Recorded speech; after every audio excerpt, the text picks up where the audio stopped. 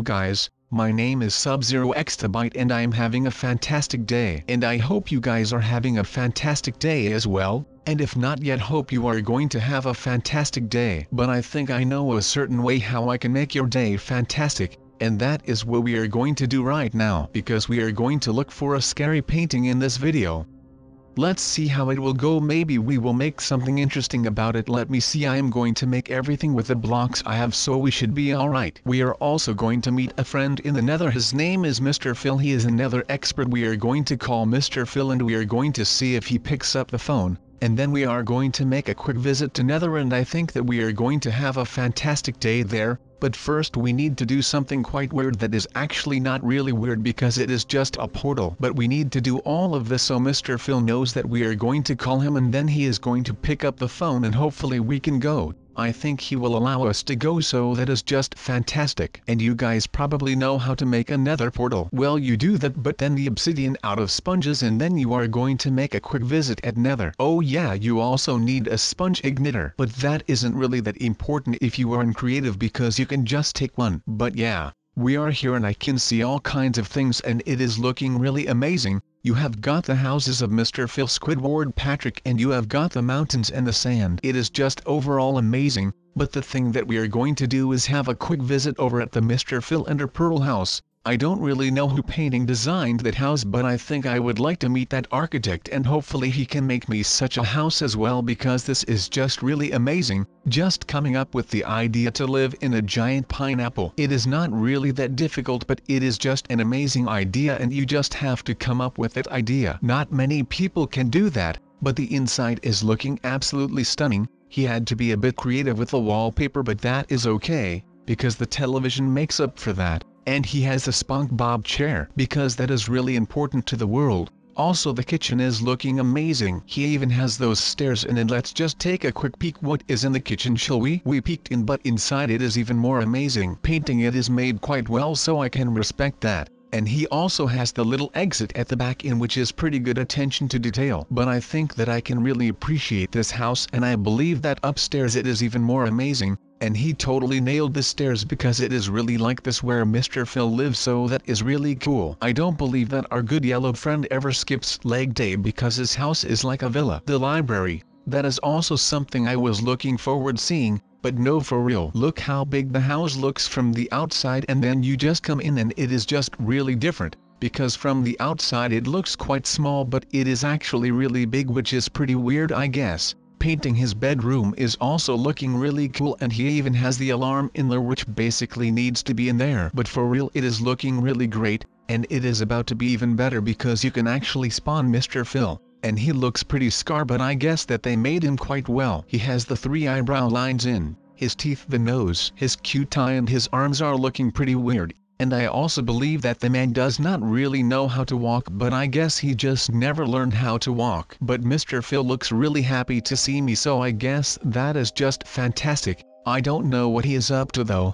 but I guess we are just going to see. But anyways, we are Sub-Zero Exabyte in nether. Is this not amazing? Well, I think it is totally amazing like this. And the pineapple looks amazing as well. Painting, and I can see the chum bucket and I can see all kinds of things, and I am really excited for everything. I don't even know if there is enough time to explore everything, but we are going to try. So that is for sure. But there was just this one thing missing in this yellow man, his house, which is the snail. As you guys probably all know, his name is Gary. And I think that he will do just fine when we are not home, because painting Mr. Phil is home and that is his master, so I guess that he will be okay. I think Mr. Phil needs some help with walking through, but I guess that he will survive and all that, so that is just fantastic. But right now, we are going to explore the house of the one and only Squidward, and I think that it looks totally amazing, and the driveway thing is just also really cool. And I do not hear a clarinet yet, so I guess that Squidward is not home at the moment. But I guess that we can just summon him out of an egg, so that is just fantastic, isn't it? Well, I think it is totally amazing that you can just spawn Squidward, Mr. Phil, Gary. Painting, you can even spawn Sandy and Patrick and all of that, so that is just amazing. But I guess that Squidward also has one hell of a house. Even in Minecraft his house looks amazing, and I can remember myself some of the house from all the episodes, so I think that is totally amazing and all of that. But I guess that we are just going towards the upper levels, and let's see what there is. and we got teleported to his bedroom. I am not really sure what happened, but I guess that now we are here and we can see how the man, the myth, the legend sleeps and baths and all of that, so that is just fantastic. But I guess that everything is really detailed in all of that, and painting, I quite like that because you can just painting remember the things that happened at that place in the show, which is amazing since you are not really watching the show. But that was Squidward, his house. It was really amazing, and it was sad that we didn't get a tour of the man himself, but I guess we can just make that wish would come true just like that. We just take the egg, then place the egg on the ground, and then we have Squilliam, the long-lost brother of Squidward, and we also have Squidward himself, and I think that he looks really handsome like this in a villager-style outfit and all of that. But do you guys remember Handsome Squidward, where we got slapped in the face by a door that Mr. Phil opened? Yeah, that was the Squidward that was a total boss. But I guess that it will all be okay when he gets slapped in his face once more, and then he will look normal, and then he has his amazing nose again, which we all love. If you don't love Squidward his nose, then I don't love you. Just kidding, I always love you. But no, seriously, look at his nose. You have to love Squidward his nose, otherwise you are a bit weird, isn't it? Well, anyways, we are going to explore the rock house that Patrick owns, and because we can't really open the rock like Patrick does, there is a door in it. But that is alright because we can just enter like that, and it is all alright, and we will manage that. And we are now in, and it is just a massive hole with sand and stuff, just like in the show, so that is quite accurate. I thought this house was a bit bigger, but I guess not. Oh no, he has the whole thing, and Patrick even has books. I don't remember Patrick having books. What the fudge? Patrick with books, that is just weird, isn't it? But they have the television in, which is quite cool, and the little closet with the pots and all of that. So, I am quite surprised that they made his little rock house as well. But let's spawn the legend, shall we? Painting, well, we already haven't. He looks quite disturbing. His facial expression tells me that he is happy, but he looks really weird happy, so I think deep down inside he is really sad. But if you ever want to talk about it, Patrick, just come to me and we will sort your problems out, and it is all going to be okay. So now let's just leave his house, which is actually quite impossible, but with a little help of some blocks everything is possible. But yeah, the rock was quite amazing and I liked in and there. So what should we explore next? The mountain? No, I don't think so. But my eyes were laid upon that amazing glass bowl thing that the squirrel named Sandy lives in, and I am quite curious how that is going to look once we get over there. I am not sure what it is going to look like. I only remember it to have a really secure door. A tree and her family still supported painting her and came to see her new life. Painting Heinrich, the doctor told her she could even see her mom, and that on the same day. It was not a problem because Shakwisha was not a harm to society. Shakwisha told her parent that she did not think she should be here and that she was actually not going insane. Heinrich did not buy it because he examined her and it clearly showed that she was in matter of fact insane. Her parents knew Shakwisha was not insane.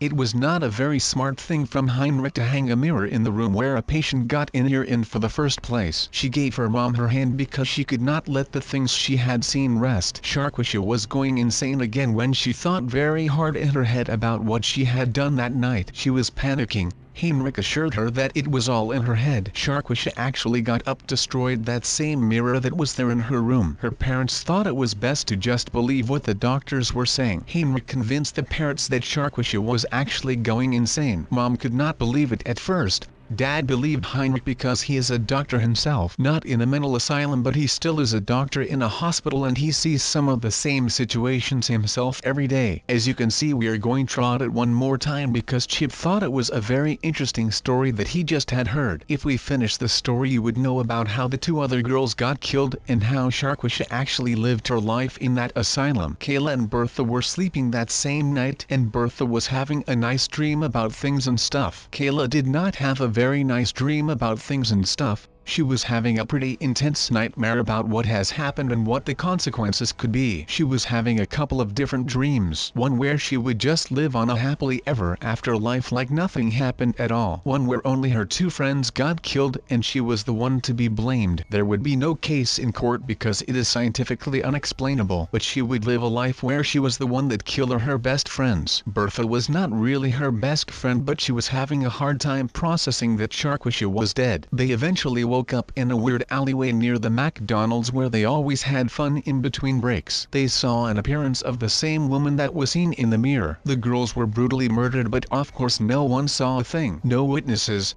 It was a clean murder. The world was shook, and even Sharkwisha heard the stories in the asylum. Sharkwisha actually was held hostage in the asylum for the rest of her life. She only moved once to go from the children asylum to the big adult asylum. Chip thought it was a pretty nice story. Pretty scary, pretty spooky. NOICE. The next story is going to be the one about the mime. It is about the same as the Kelly and her mom one, but it is actually very different from it. Let's get right into it. On a day here, John was reading a newspaper article that read the title, "Killer on the Loose," subtitling "Lock all doors and remain inside." That is what our little independent John did. He chilled inside. John had the same mentality as Kelly and her boyfriend. He thought, what are the odds that he would be targeted by such a man? He did not think much of the story that he just read. But there was some strange things going on in his house. His lights decided to give up on him just like his family did. John was called and he heard a strange deep voice react to what John just said. If you do not remember, John said what are the odds that he would be the target? John was in a pretty bad shock of what he just heard. Now the mystery man said that it was just a prank, bro. It's me, I am right outside. John told him that he actually got scared and went outside to answer the man that told he was outside. Hold on, Lemo, open the door, John screamed. He opened the door and what was that? That was John's friend named Joe. Joe was just hanging there in front of his door. Joe was a dead man. He just got back from being a pilot. The poor sod. John decided it would be best for him to phone the police. But there was something strange because the police has already arrived. He heard the police yell that they could not let the killer escape. John understood from what they said that they were mistaken and they thought that the killer was actually John. They think I did it? John wondered. John decided it was best to get the fudge away because he has seen these things before. John had a big nose, so he could still smell that he would not get away with what he has been set up with. The coppers broke down the door and did not see any sign of the handsome man with the big nose that is named John and also is the suspect of this assassination of his best friend Joe. Copper number 2 said he thinks that John is to the right. They were going to check all the rooms. John was a successful bed and breakfast owner, so he had some money lying around. He bought a big house with many doors. The police had a pretty hard time going through all of these doors that were in John's house. Copper number 1 had found something in the other room that John normally do his daily squashing. John was a squasher.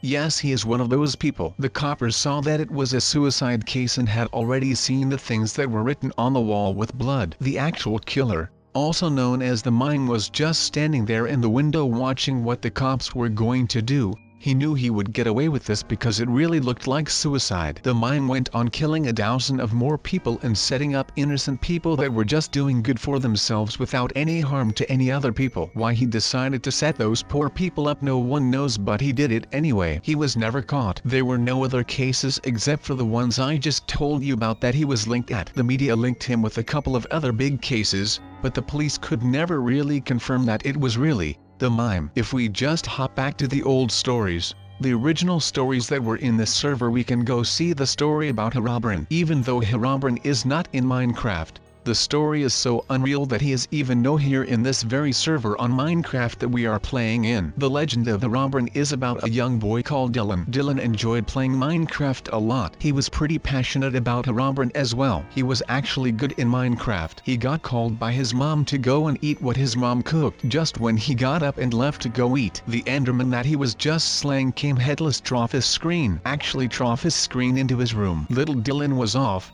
eating some good at this moment. He was eating some chicken with the bone still attached to it. He normally would only eat filet chicken, but this day was special. The ending of the story is pretty poopy because it does not make sense. Does it, Chip? No, I did not think so. Well, we are continuing to the next story about a chef that invited people into his restaurant and brutally murdered all of his so-called customers. The chef, his real name was Bob. The backstory that made Bob into the killer chef is vague to this day, but what we do know is that Bob really wanted to be a chef. He became a chef, but his name was not Jeff. His name was Bob. I think that was pretty obvious. But Jeff, whoops, I mean Bob became a chef. He was a pretty happy chef, but he was craving for some other food than where normal people put the line. He once tried human meat at a friend of his. That friend was called Jeff. Jeff was not a chef. He just enjoyed doing weird stuff. Bob tried human meat and got hungry for more humans. He invited our hero that looks like Dylan again. Only Dylan did not get killed. Dylan is still alive until this day. But don't you worry, I will be back with new videos and story and everything you want. But for now, people, it is time to end. So goodbye.